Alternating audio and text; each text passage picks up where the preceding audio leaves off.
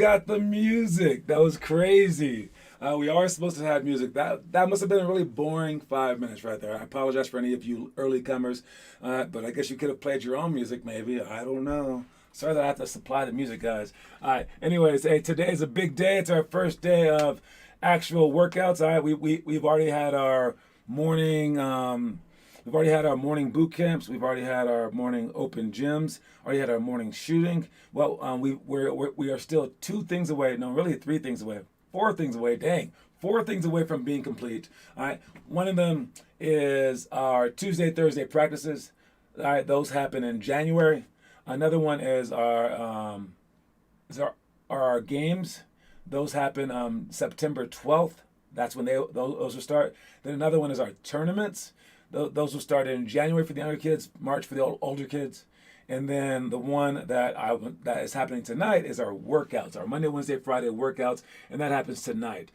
I know it started playing because I pressed the button, dude. All right, I fixed it though. We're all good. We're all good. All right. So yes, tonight at 7 o'clock we have our first workout from 7 to 8. But any listed time during the weekdays, Monday through Friday, you can show up 30 minutes early for optional conditioning. And again, I have this conditioning so that you guys don't show up 2 minutes late. So if you show up late for conditioning, I really don't care. All right. So from 6:30 to 7, there will be conditioning. Connor and Silas, they practiced the conditioning this morning. By practice, they actually went through it. All right. It's fairly tiresome, whatever. But if you show up early, you can get around like twice. There's 12 different stations, and we play music with it. You switch on the music beeps or whatever, and it's about a minute per spot. All right. I promised everyone a musical education, so I include older songs, new songs, middle songs, whatever. It's different genres, but it's always like a hype song that'll keep you like motivated and going. I remember in California, some of our second graders, like out of nowhere, they would just start singing some of the songs, like freaking the Red Hot Chili Peppers, "Give It Away, Give It Away, Give It Away Now." And I'm like, what? Because there's like 150 songs on that playlist. But I guess after a while, even 150 seems like it's not that much. So possibly I'll add even more songs, maybe. If you have recommendations for songs, you can always tell me, but they have to be the not explicit version, so the implicit version. No, the clean version of the song, and then I can add it. How many people are there for tonight's workout? I don't know, 1,000,000? I think that there are like 9, maybe. All right, we don't have that many people yet, but it's better than 1 or 2, right? All right, but again, no matter how many people there are, you get ready for it, and you're one of our leaders. So talk them into it. I know we have our September party coming up here on the 11th, right? So that's September 11th, where we do sizing. We try our uniform sizes out for our elite team, and we talk about the elite team. And we also do our curriculum sale, where we sell the curriculum book for cheap, and people can buy them, and also you can always buy the merchandise. For December, we have our award ceremony, all right, and we also have our carpool like raffle thing. Also a raffle to win a free year's worth of basketball as well, all right. And then for March, we have our introductory ceremony and picture day, all right. But the one that I was gonna talk about is our June one. I believe it's June. Yes, June is our it's like an outdoor like hangout one where we like do like a pool party, but we also do our captain assigning party. All right, and that's where we assign every team's captain. And if you're a captain of a team, you get a coin every tournament, but your coin is to give to other people. All right, so your coin is to give.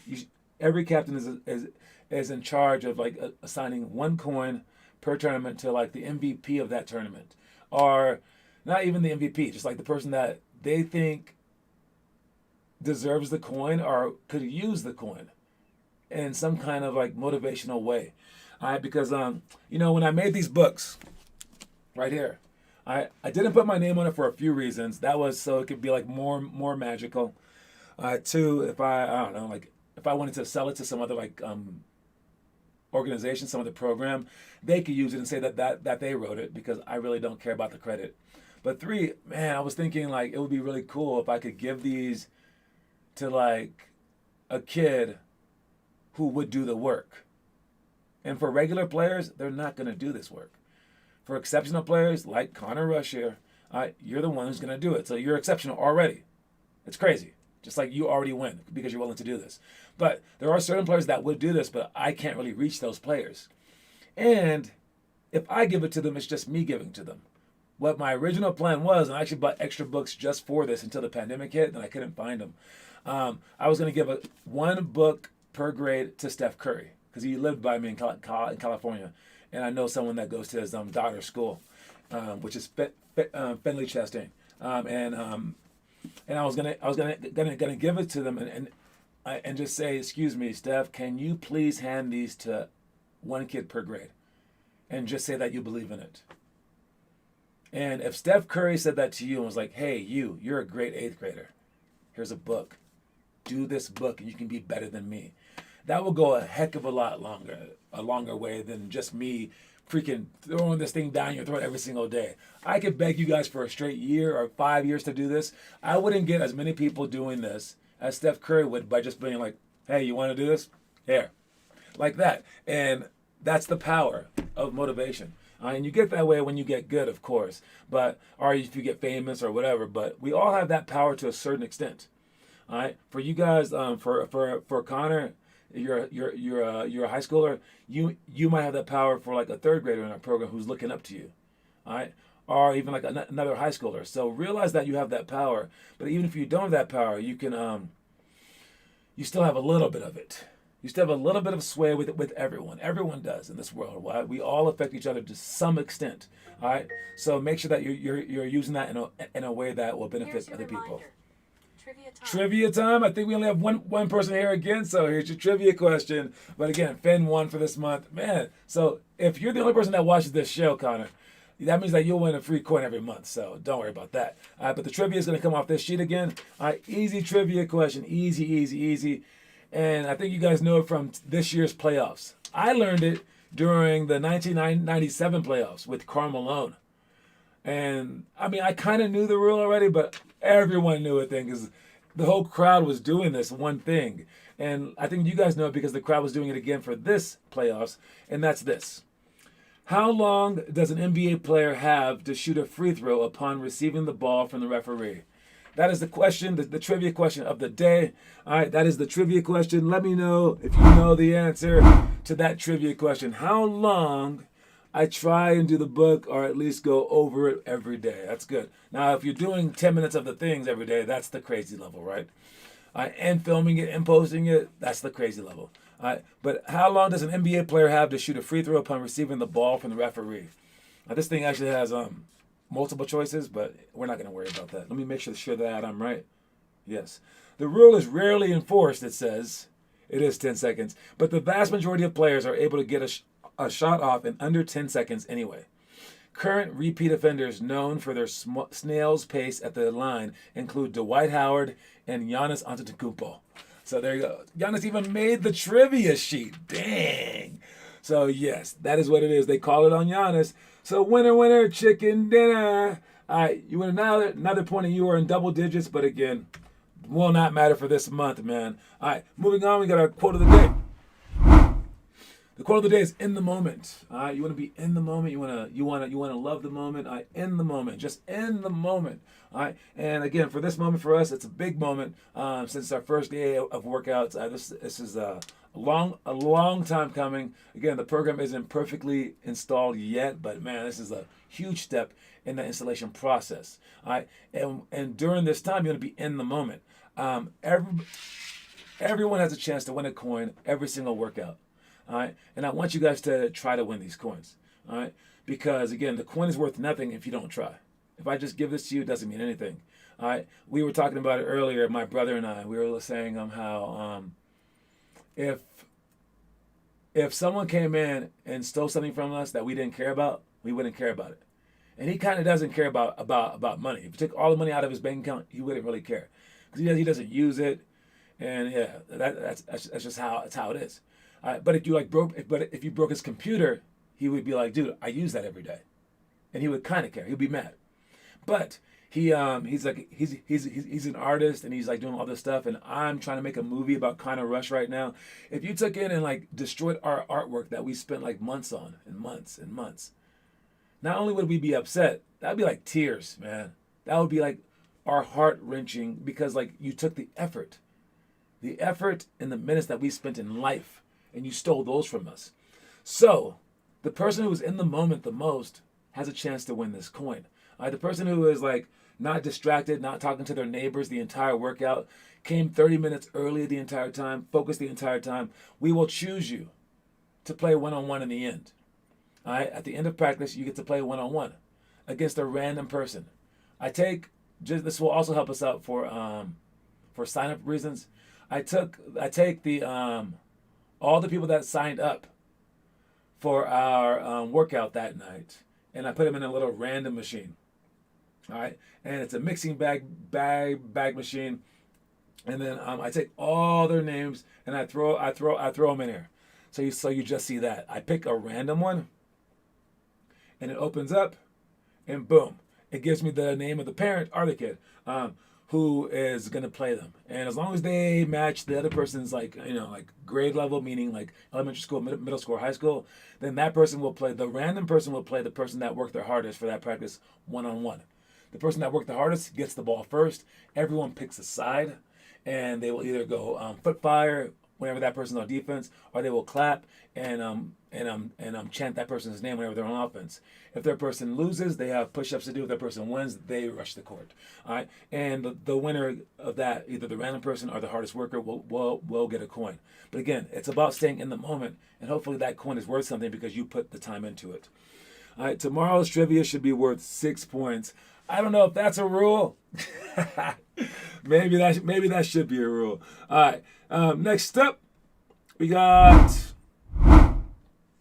our elementary school workouts for tomorrow. Okay, we already talked about tonight's stuff yesterday, so you can review that if you want to, if you haven't already. You can always review while we're doing, so you can practice it, so you can see it, so you can be ready for it and prepare for it. All right, but tomorrow's, which we're not going to have until freaking January, but Tuesdays and Thursdays aren't until January. But just to go over it, if you want to work on it tonight or in the morning or tomorrow, and film that kind of stuff, it's horseshoe shooting. All right, horseshoe shooting is when you go from one side of the court to the other. All right, and if you were, let me add the iPad right here. All right, if you had a group of people, you would be right here, and you would all line up like this. All right, and everyone's in a straight line like that, and you would need a basketball in this line and a basketball in this line right there. The first person goes without the ball and goes around like this as they pass to him. Second person, as he's shooting, goes like this and goes around him and goes around to this side. You grab your ball, throw it back to the next person in line, and then you pass. Now you might do this for high school. You might do this for whatever. When you do this, make sure that you're smart about it. Make sure that you are aware that when you pass the ball right here, you want to look before you go. Just don't start going. Look to see if this person has the ball in their hand, because maybe this guy is still bobbling the ball. All right, and it's so annoying when you go and you get there, and then he's like, "Oh, sorry, we're late." All right, and that person, although you're just messing up only the drill, that person who isn't that aware to see things like that person is bad on defense. They're bad on offense because they have tunnel vision. All right. Other thing that you have to do is when this person does come around like this, inside foot has to turn first, right? Whatever. All right? As this person has the ball, they should pass the ball with their outside hand. So on this side, it's with their right hand. If they're passing it from this side, it's with their left hand. All right. So you're practicing with both hands, and this is why during warm-ups, a coach can tell who his best players are immediately. All right? A good coach can. And if you're like recruiting players, you can tell during warm-ups who you want to recruit because they are doing certain things certain ways. So know these secrets. All right? That's one of the secrets. And might as well do the drill right if you're going to do it at all. All right, 180 poly for shots. I will beat Silas anytime. If it's you and Silas, that would be amazing. I would have to play you guys one-on-one. I don't know what to say. All right, 180 poly for shots. Is a handoff, and then we run poly, which is the Iverson cut. All right, and we do the handoff first so that the people can be on the baseline waiting. All right, so if I showed you this, let me get a little half court set real quick light. All right, so for right here again, and you have the point guard has the ball, or whoever has the ball. It's really our best scorer right there would have to have the ball. All right, and He's going to dribble over here. This guy will fake down. And notice that these two guys are down to begin with. They are down. And we're going to hand the ball off. All right? And then he catches the ball. And this was just like a little distraction, but it's also to ensure that if our best ball handler is also our best scorer. All right? Because so now he can handle the ball, so no one else is getting the ball stolen from him. But now he can also score and create for others. So he does two parts of this play. All right. So he hands the ball off, and this guy comes up the court, and he goes over here to the lane line. Lane line is right there. All right. As he gets to right there, this guy sprints up because he'll be the screener. This guy sprints all the way through, and this guy who handed the ball off, he'll fake down, and then he'll come off the poly cut. They'll pass to him, our back door, our snap back, or any number of our options off a poly, and then we can drive to go score, fake spin, dribble drive, whatever drive, kick, whatever. But you are a creator right there, and we made the perfect situation for you to be a creator. Where if they're overly denying you, we can still get at you the ball with the side with the entire side cleared out. Again, that's the Iverson cut off of the 180 handoff. So 180 to poly, but for this, we would be doing 180 poly for shots. All right, so that's where we go handoff. We actually do that actual play, and then we let the guy choose what he wants to do. He can drive and pass, or shoot for himself. But after that pass is done, 4 people are off the court with balls in their hand, and they will each have a person to pass to. So that one shot is shot, then all 4 balls are thrown, and then the other 4 people shoot shots as well. All right, and then we'll switch the 4 who are off with 5 who are in, or whatever, 5 and 5 switch, whatever, and then we will do the play again, and everyone will try different positions. That's 180 poly for shots. All right, I guess I will have to beat you. Oh yeah, if you're the only person that comes to practice, I guess I can play you. I'm down with that.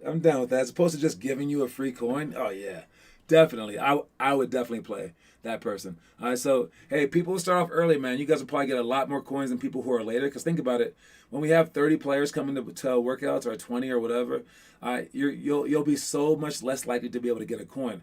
All right, because there's more people to beat. The random thing will be less random or more random because, I mean, you have so many more people in our system. All right, and so now, if you start early, you'll get a whole bunch of gear, basically. So make sure that you guys are coming to these early practices, so it works out in our favor. But that's the same thing for the real economy.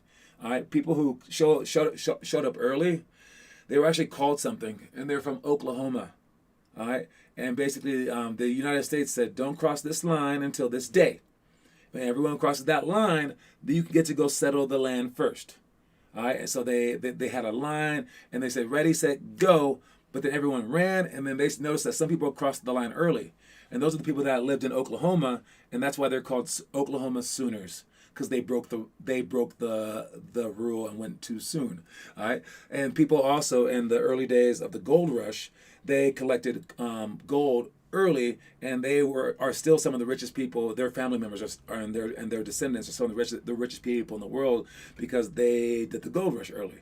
So as much as I want our coin to be about like real life, this is actually what makes it more real life. The fact that you guys are here early, you guys will benefit more, but just make sure that you show up. All right. I mean, I wouldn't be mad if you decide to give away a free coin if I'm the only one. Nah, man. You already made up the rule. I like that rule. All right. Last ones are pick and roll defense. That's where we jump people. All right. On our handoffs, we go flat show. On pick and roll, we jump them hard. We don't ever want to go underneath the screen to let them shoot, or not force them to the screen to make them go against the screen. Those are options that we practice on offense, but we never do that on defense. So we blitz them, and then we bring the weak side defender over. All right, if I were to show you that looks like this right here. This guy is on offense. This guy is screening right here, and then weak side people are right there. And if this guy's guarding him, and him, and him, all right, then we have a situation in where he's going to force him to the screen. He's going to screen. As he comes off the screen, this guy goes over the screen and hangs onto his hip. You follow him. You don't hit the screen. You follow him. All right, you trust that your defender is going to be there. Instead of going with the flat show or no show, you show heavy and you leave your man. All right, when you leave your man, this guy, I don't know whether he stays here or not. If he stays here, take the dang ball away from him. If he doesn't and he retreat dribbles, you guys will chase him. You leave your man because the guy on the weak side, and it could be what? 3 people on the weak side, right? Someone has to go, right? You know who goes? The bottom guy. Always the bottom baseline guy leaves, and he goes and tries to steal this pass. Gets all the way in front. You don't wait. You don't wait right here. You don't wait right here and like try to like steal the pass. No. You come right here and you just deny. And these people will just hang out right here and help side. All right. And again, if he tries to throw this long pass, maybe one of us can steal that pass, especially if you guys are rushing it really, really hard. But it takes aggressiveness on the part of this guy right here, and it takes trust on the part of this guy right here. Trust that this guy will rotate, and also trust on this guy's part that if he rotates, this guy will cover his man. All right, so we have to trust each other instantly. It takes pressure, and then trust, then rotate, and then we have any kind of on-ball screen. We attack it to the point where people won't want to go over on-ball screens. When you guys are in like away games over like out of state and playing against some really good teams, you're gonna see on-ball screens. You're gonna be so afraid to go over them because they're gonna blitz you and just take the ball from you. We have to be like that sooner than later. All right, to finish up. We got under 15 seconds, up by 4. All right, we want to make sure that we control the ball, that we're not looking for any kind of shots. We break the press. We have to cross half court because there's more than 10 seconds. All right, and we just make sure that they foul us, put the ball into our best ball handler's hand, put the ball into our best free throw handler's hand. All right, we don't overpass during this time. We don't want to throw the ball away. All right, and we just use the clock on our side and then make our free throws. Deflections +1, we would be playing 5-on-5. Any deflection that you get, we try to make it pretty crazy and also try to teach you that deflections throw the other team out of their flow. All right, and we want that to happen during games. We love deflections. You don't need to gamble, but we love deflections. But for this particular game, you would get 1 point for every deflection, including steals and blocks. All right, and that's it for that. Looking at homework. Ball handling day 41, Blake Bastani, good job. He posted a whole bunch of them right there. Still posting stuff. Connor, great job. We're going to get some of our coaches commenting and watching your videos soon too. So heads up for that. Our picture of the day. Rajon Rondo going to the Lakers.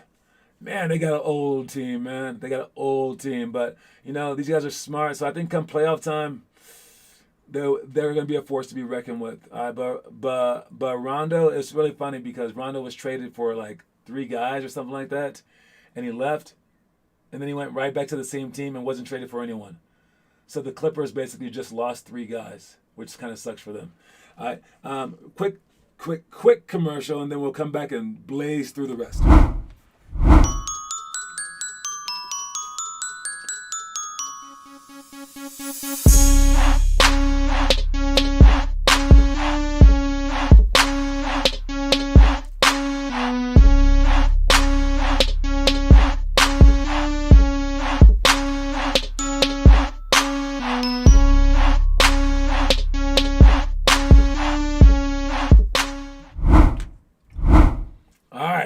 We got middle school stuff, drives and rotations, 180 tangible shots, down screen, screen away, 3 for layup and shot, 10 seconds tie game, 10 plus seconds down by 3 with free throws.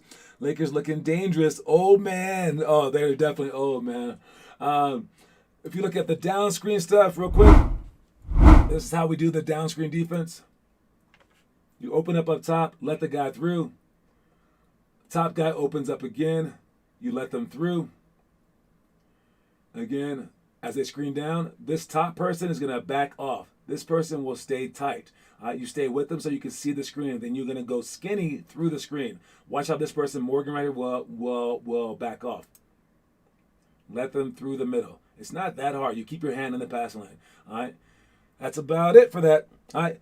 Anyways, story of the day real quick. Where's the story of the day? Right there. You must make the coach-player dynamic work. Your goal should be to make your coach the coach of the year, regardless of what you think about their coaching skill.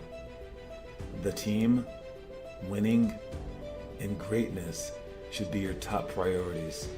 And everything the coach says can be taken as a positive motivational force if you creatively allow it to. All right, so that last part is everything can be taken as a positive motivational force if you creatively allow it to, right? Now, see where the coach is coming from, right? Coach is coming from his own experiences. Imagine if you came from a family that was like, like too harsh. All right, where he's like, dude, I was yelled at and I hated that stuff when I was growing up. So he's gonna think to motivate you is just to be like very, very nice to you. But that doesn't motivate everybody. But that's how he motivates. And there's other coaches that are like, oh, I came from a military background, I loved it, so they're gonna yell at you every single second. Or maybe they came from too soft a background and their parents didn't push them. And they're like, man, why didn't people push me? I'm gonna push these kids, right?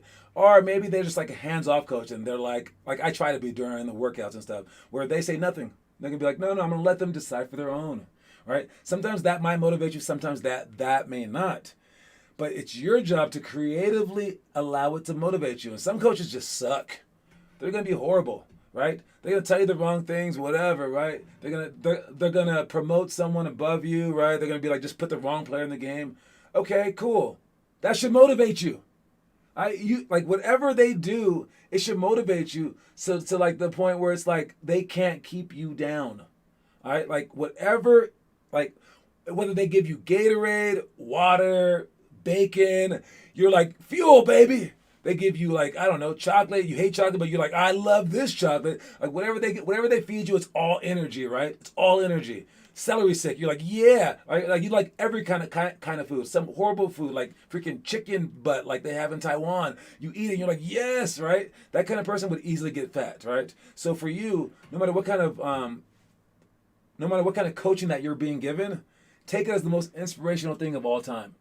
Because you're the person that's being inspired. It's your choice to be inspired or not, or to be demotivated. It's up to you how you take it. So make sure that you're taking it well. All right. So I don't know, if someone punches you in the face, be like, I see what you're saying. Yeah, you're saying I can handle punches and I can. And they're like going, no, I hate you. That's what I'm trying to say. I want to kill you. And you're like, I get it. You wanna martyr me like Martin Luther King, and I'm that important. I get what you're saying. Thanks a lot, man. And it's up to you to be a psychopath and just take things the positive way no matter what. And if you were like that, no one could ever stop you. No one could ever hold you back in life. But that's not how life is. We're always going to be motivated and demotivated. You just have to make sure that more often than not, you're motivated by things. All right. And for me, I try to have a chip on my shoulder every freaking game, right? That's why I'm always getting into fights, right? So, if you if you say that that you can guard me, I got this guy. I'll be like, what? You got me? All right? And I'll just get mad at the guy. And it's like, he was just saying, I have you. I wasn't trying to offend you. And I'm like, no, we're going to war now, right? So decide what makes you motivated. And the more things that make you motivated, the better that you are. So let's say that there's a million things in the world. And if you can figure out a way to creatively allow 99% of them to motivate you, you're going to be a force of nature. If only 2 things motivate you out of 1 million, well, you better hope to be lucky. All right? And that's all that I have for that one. I'm going to finish up with the high school stuff real quick. It's a spin moves, 2-on-2-on-2 triangle, force post middle, poly pyramid, 0 to 3 seconds up by 3, and then 10 plus seconds down by 3 with free throws. That's what you're doing. If you are a high schooler trying to do at least five minutes of those things, film it. If it's 2-on-2-on-2 triangle and it's a whole bunch of things, just figure out how to do a part of it, like passing the ball ahead or something like that, or finishing your layups, or going full court 1-on-1 if you have 2 people. All right. Anyways, that's my time, and excited for tonight. I'll be over there early, probably around 6, just to get set up. But it'll start at 6:30. That's when the group before us is off the court, and we get to be on the court. While we're waiting on the court, while we're waiting for a court, we wait off the court. We do not disrupt their workout. So make sure that everyone's off the court and situated and organized before we come on the court. And when we come on the court, you sprint on it. As I get everything ready, you can shoot shots, whatever, and we'll figure things out from there. Anyway, I'll see you tonight. I will bring my coin, and we'll see who wins it. All right. Is that how you were when the guy tried to fight you? I'm always like that. I'm always smiling, and I'm always ready to die. It's the weirdest thing. People are like, you're weird. I am weird. Anyways, I'll see you guys in a bit. All right, and I won't forget the music on the way out. There we go. Peace.